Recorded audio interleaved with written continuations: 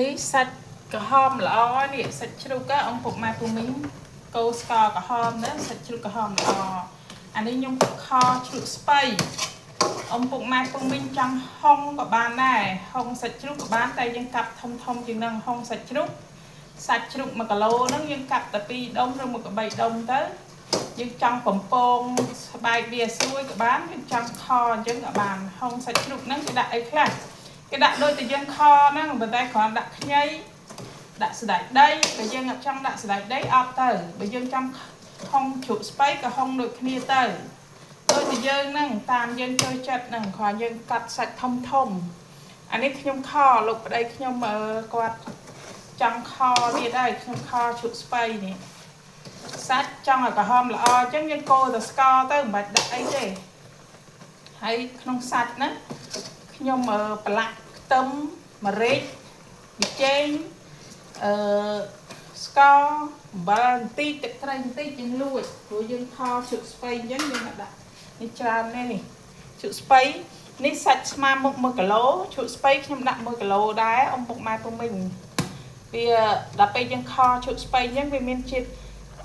ជូរជាតិផ្អែមទៅវាឆ្ងាញ់នេះ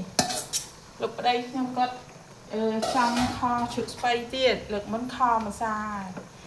នេះខម្សៅគាត់ទៀតខជ្រូកស្បៃសម្រាប់អ្នកចូលចិត្តឆ្ងាញ់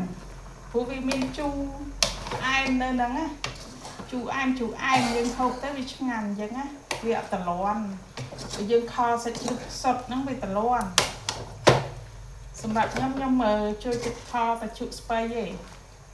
ដាក់ស្ពាំងអីអត់សូវចូលចិត្តហ្មងទេវាមិនអត់ចូលចិត្តទេចូលចិត្តដែរប៉ុន្តែគ្រាន់វាអត់មានជាតិជូរបើខដាក់ស្ពាំងក៏ដាក់អំពិលទុំបន្តិច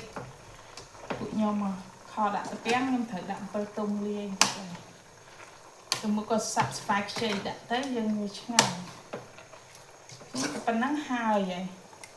ឲ្យបង្ងាស់វាចូលជាតិបន្តិចទៅយើងថែមទឹកឲ្យស្មើទឹកស្មើកាកទៅបង្ងាស់តិចទៀតទៅវាឲ្យផុយទៅវាខាប់នេះស្រួលទេខ